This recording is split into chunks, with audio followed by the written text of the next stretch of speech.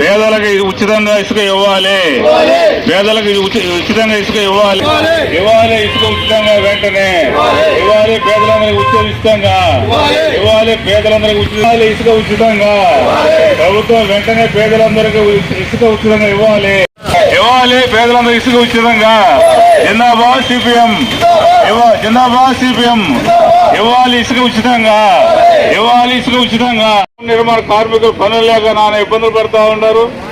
అదేవిధంగా ప్రభుత్వం ఎన్నికల హామీల్లో ఇప్పుడు ప్రస్తుతం ఎన్నికల హామీలో భవన నిర్మాణదారులందరూ తీవ్ర ఇబ్బందులు పడుతూ ఉన్నారు.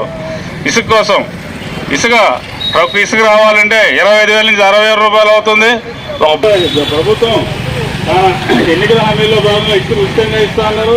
వాళ్ళు ఇప్పుడు గత 4 నెలల నుంచి కూటమి ప్రభుత్వం వచ్చున్నది. ఈ కూటమి ప్రభుత్వం రాకముందు జగన్ ప్రభుత్వం ఇసుక అంతా దోసేసి మొత్తం ఇప్పుడు కూడా కేసు నడుస్తూ ఉంది. కేసు ఒక అతన్ని అరెస్ట్ చేసి ఉన్నారు. కానీ ఇప్పుడు వీళ్ళు చేసేది ఏందో మనకైతే అర్థం కావటం లేదు. అంతకుముందు 3,000కి 3,500 కన్నా ఇసుక ట్రక్కు ఎవరికి కావాలంటే వాళ్ళకి దొరుకుతుండేది. ఇప్పుడైతే 3,000 కాదు కదా, 5,000 అయినా సామాన్యుడికి ఇసుక దొరికే పరిస్థితి లేదు. ఒక బండి వచ్చి ఎద్దల బండి 1,400 నుంచి 1,600 దాకా బలుగుతుంది బుచ్చిరెడ్డిపాలెంలో. ఇలాంటి పరిస్థితుల్లో భవన కార్మికులు 3,50,000 మంది ఉన్నారు. వాళ్లే కాదు, వాళ్ళకి సంబంధించిన భవన నిర్మాణానికి సంబంధించిన రకరకాలైన పంబింగ్, టైల్స్, గ్రానైటు, కరెంటు, రకరకాలైన వ్యాపారస్తులు వీళ్ళందరూ కూడా ఇటుకరాయి కోసేవాళ్ళు, మట్టితోలు వాళ్ళు ఎన్ని రకాల మంది ఉన్నారో ఇసుక లేని సందర్భంలో ఎంతమంది ఆగిపోతున్నారో ఒకసారి అర్థం చేసుకోండి. ఇసుక ఇప్పుడు షుగర్ ఫ్యాక్టరీలు కాడ మనకి తోలుతున్నారు, చూసారో లేదో. సాయంకాలం 6 గంటలప్పుడు మీరు కూడా విలేకరులు ఒకసారి పోయి ఆడికి పరిశీలించండి. 6 గంటలప్పుడు ఆకాశం చూస్తుంది గుట్ట, ఉదయం 6 గంటలప్పటికీ మళ్ళీ కిందకి కాలిపోయింది. ఈ మధ్యలో ఇసుక ఎక్కడ పోతుంది, ఎక్కడికి పోతుంది, ఏమవుతుందో ప్రభుత్వానికి తెలవదా? ప్రశాంతమ్మ గారు చెప్తుంది ఉప్పు పాదం మాపుతాను ఇసుక మీదని. మీ నాయకులే ఎక్కడ పడితే అక్కడ ఇసుక రేతిళ్ళు రోడ్ల మీద చూడండి. దానికి అందరికి కూడా అధికారులకి డబ్బులు ఇచ్చి వాళ్ళు ఇష్టం వచ్చేట్టు తోలుకుంటున్నారు. కానీ సామాన్య ప్రజలకు మనసానికి ఇసుక అందుబాటులో లేదు. లేకపోగా టిప్పర్లు కనీసం ఇతర రాష్ట్రాలకు కూడా వెళ్ళిపోతుంది. మనకి ఒక్కసారి కళ్ళు తెరుచుకొని చూడండి. అంతకుముందు 2 నెలలు ఆగిపోయింది, ఇప్పుడు 4 నెలలు. ఈ 4 నెలల నుంచి భవన కార్మికులైతేమి, ఇతర వ్యాపారస్తులైతేమి అన్ని రకాల చేతులు ముడుచుకొని గమ్ముగా కూర్చున్నారు. సిమెంట్ ఆకాశంలో ఉండింది ఇసుకున్నప్పుడు, ఈ రోజు 300 కూడా కట్టొచ్చే పరిస్థితి వచ్చేసింది. ఎందుకంటే పని లేదు కాబట్టి, వాళ్ళు తయారు చేసింది అమ్ముకోవాలి కాబట్టి, ఎంతో కొంత దాన్ని ఏదో ఒక రకంగా అమ్ముకోవాలి కాబట్టి సిమెంట్ రేటు కూడా పడిపోయింది. అయితే సిమెంట్ రేటు పడిపోయేదానికి కారణం ఎవరు? మీరే, ప్రభుత్వమే. సిమెంటు అందుబాటులోకి వచ్చింది పేదవాళ్ళకి కట్టుకునేదానికి, కానీ ఇసుక లేని సందర్భంలో వాళ్ళు కట్టుకోలేని పరిస్థితి ఏర్పడింది. దానికని ఈరోజు మీరు కళ్ళు తెరవండి. మీరు ఎన్నికలకు వచ్చే ముందు వాళ్ళంతా దోషేశారు, మేము సవ్యంగా పేదవాళ్ళకి ఉచిత ఇసుకిస్తామని చెప్పారు. ఆ వాగ్దానాలను నిలబెట్టుకోండి. ఆ నిలబెట్టుకోకపోతే వాళ్ళకి ఎగ్గెత్తి పట్టిందో మీకు కూడా అంతకాడికి జాస్తిగా పట్టద్దని తడవ మేము సభాముఖంగా తెలియజేస్తున్నా.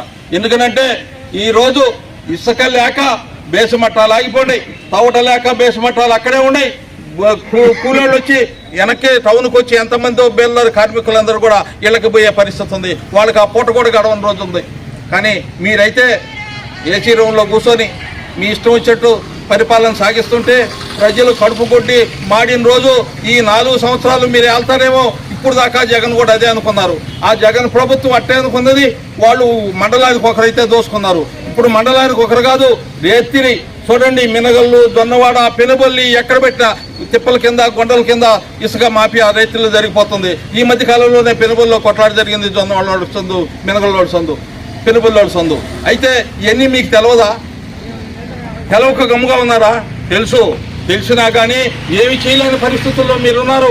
అధికారులు కూడా ఆ రకంగా ఏమి అధికార పార్టీతో ఏమన్నా తగువ పడితే మా ఉద్యోగాలు పోతేమో మేము ఎక్కడికన్నా పోవాలని ఆలోచిస్తున్నట్టున్నారు. కానీ చట్టం అనేది ప్రతి ఒక్కరికి ఒకటిగా ఉండాలి. గెలిచిన తర్వాత అందరికీ అధికారులే. మీరు అందరినీ పరిపాలించాల్సిన బాధ్యత మీ మీద ఉంది. అందరికీ మీరు చెప్పిన విధానాన్ని, మీరు చెప్పిన మాటల్ని అమలు జరిపేదానికి మీరు ఖచ్చితంగా ఇసుకని ఉచితంగా ఇచ్చే ఏర్పాటు చేయండి. ఇప్పుడు ట్రాక్టర్లు ఉన్నాయి, డంపింగ్ సిస్టమ్ ఎక్కడి నుంచి వచ్చింది? జగన్ పెట్టిన డంపింగ్ సిస్టమ్ మీరు ఎందుకు అమలు జరుపుతున్నారు? జగన్ డంపింగ్ సిస్టమ్ ఒక ప్రైవేట్ వ్యక్తులకి దారాదత్తం చేశారు. మీరు ప్రభుత్వమే అమ్ముతారంటున్నారు. ట్రాక్టర్ నేరుగా రీచ్లోకి పనిండి, పేదవాళ్ళకి ఇంకా ఉచితంగా రవాణా ఖర్చులు అవుతాయి. అది లేకుండా మీరు డంపింగ్ టిప్పర్లు అంటే పోలేవు, టిప్పర్లకు డంపింగ్ చేసుకోండి, 1000 కోట్లకు అమ్ముకోండి మీరు.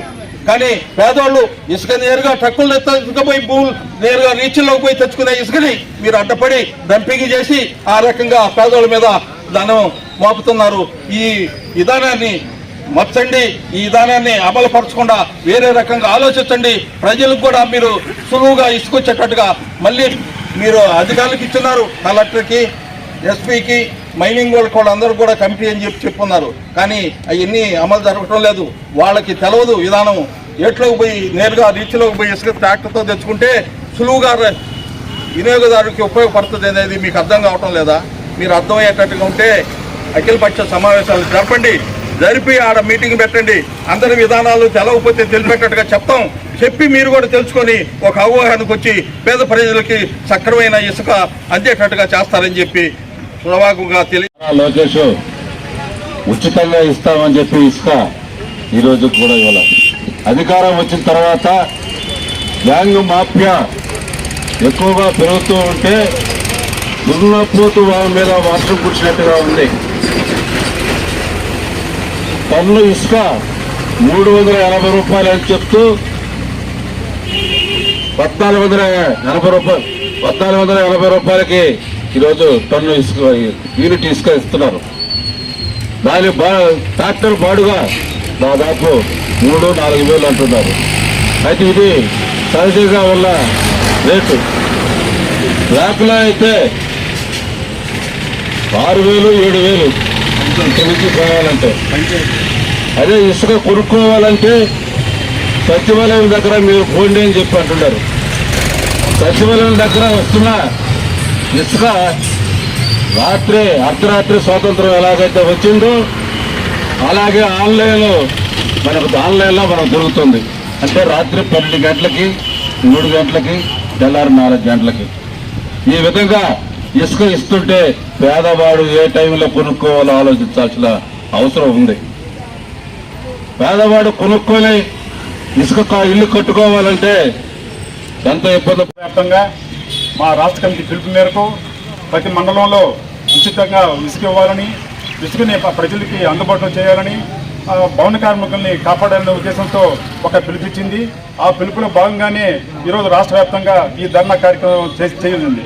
ఏ రోజైతే మా రాష్ట్ర కమిటీ ఈ 4వ తేదీ ధర్నా చేయమని చెప్పడం జరిగిందో వెంటనే రాష్ట్ర గనుల శాఖ మినిస్టరు మే 15వ తేదీ నుంచి ఈ ఉచితంగా ఇసుకని ఇస్తాము అని ఆయన ప్రెస్ మీట్ పెట్టి చెప్పడం జరిగింది.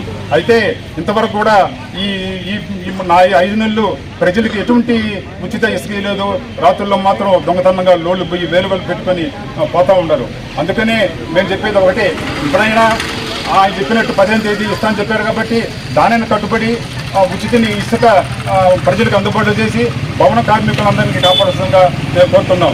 అందుకని ఈ ఇళ్ల నిర్మాణంలో ఎక్కువ మంది 5-6 రకాల కార్మికులు దీని మీద ఆధారపడి జీవిస్తూ ఉన్నారు. ఒక్క ఇసుక మీదనే ఎంతమంది ఆధారపడి జీవిస్తున్నారో మీకు అందరూ తెలిసిన విషయమే. అందుకని రాబోయే రోజుల్లో ఈ ఇసుకని ఉచితంగా ఇవ్వకుండా ఇదే విధంగాని దొంగలలో పోతా చేస్తామంటే మేము దీన్ని సీరియస్గా తీసుకొని ఇంకా ఉధృతంగా ఉద్యమం చేస్తామని తెలియజేస్తున్నాం. అందుకని రాష్ట్ర గవర్నమెంట్ వాళ్ళు చెప్పిన ఒక డేట్ ఇచ్చారు, 15వ తేదీ లోపల మేము ఈ అమలు తీసుకొచ్చి ఉచితంగా ప్రజలకు అందుబాటు తీసుకువస్తామని చెప్పి, అదేవిధంగా దాన్ని కట్టుబడి ఆ ప్రజలందరికీ అందుబాటు తీసుకోవాల్సిందిగా భారత కమ్యూనిస్ట్ పార్టీ తరఫున మేము